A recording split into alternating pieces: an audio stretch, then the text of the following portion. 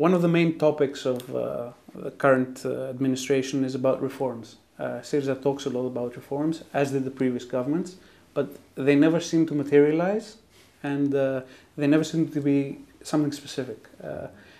There's quite a bit of discussion abroad on what these reforms should be. What is your opinion on what the main reforms should be in Greece? Well, there's two big chapters. One chapter has to do with the state, and the other chapter has to do with the private economy. The private economy is the main, should be the main engine of growth, and therefore regulations have to change so that they enable the private economy to grow. Now, these reforms technically are easier to do than reforming the state, because it's mostly about withdrawing obstacles, liberalizing the bureaucracy, doing away with some laws that make it very hard for businesses to grow. This is technically it's the simplest part. Paradoxically, politically, this is the most difficult part, because too many people in the Greek political establishment are anti-business, especially this government, but also people in the previous governments to some extent, so they have not been doing this. And I'm afraid that this government is actually going to take back some of the reforms that did happen in the past 3 or 4 years. We did have some important reforms. Reforming the state sector is technically much harder. Even though politically, at the level of rhetoric, this government is saying we want to reform the tax collecting process, or we want to have a more efficient bureaucracy, or we want to have better schools. Technically, you need to, first of all, have people who understand how to do it, and sometimes this is a difficult process. You cannot change it with one law. You have to change a lot of little different things, which requires patience and knowledge. And the other thing is you come up against a lot of resistance from within the public sector. We all want to have better schools, but when you say that teachers should be evaluated, suddenly you have resistance, because some teachers are afraid of that, or the unions of the teachers are afraid of that. So if you're asking me what the priorities should be, I think first of all, as I say, to make it easier for businesses to grow. It doesn't mean necessarily full liberalization, but it means setting down rules that are clear, because now most rules of business are not clear. You have to negotiate with various civil servants what exactly it means for your business, what this law or that circular means for your business. Sometimes this means corruption. Often it doesn't mean corruption, but it means a very difficult and hard process.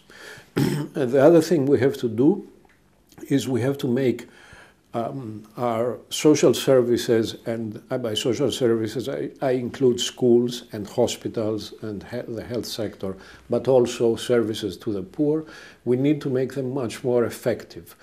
It is true that they don't have enough resources, but it is also true that they're not using the resources that they have effectively.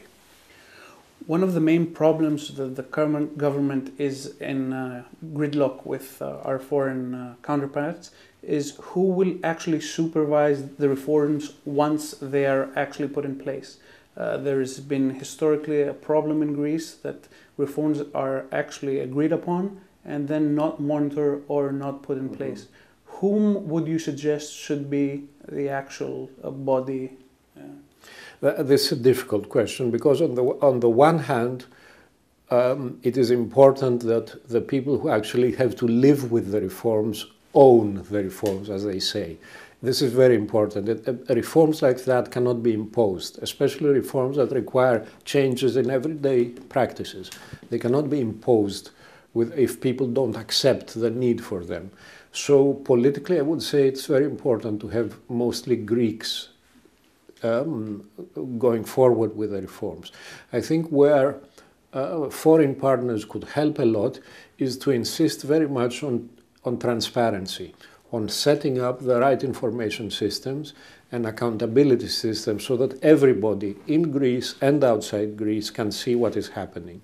And it is very difficult politically for somebody to say no to that, Many people will try to resist it, but they cannot have any argument for resisting it. They will resist it, just by sabotage. But if at least you win the argument, you're halfway there. Lots of Greeks simulate reforms with austerity. And one of the common perceptions is that the memorandum has actually brought only austerity, and this has been tied with reforms. How would one go about actually changing the public opinion about this? The public perception? Yes. First of all, this has been a political trick by the so-called anti-memorandum camp, and they have been very effective in exploiting that, but obviously it's wrong to equate the two. It's not true. But even in cases where reform has meant some cuts in income, and I have in mind the pension system. In the case of the pension system, which was very big in Greece, bloated, and it's still very big in terms as a proportion of GDP, one would go about, again, using transparency to show how unequal the pension system is. It is very important to show that most people get very low pensions, but a substantial minority get pensions that are much higher than they ever paid for, and they get it earlier than everybody else, but people don't realize how unjust this system is. So again, I would think explanation and transparency are important here.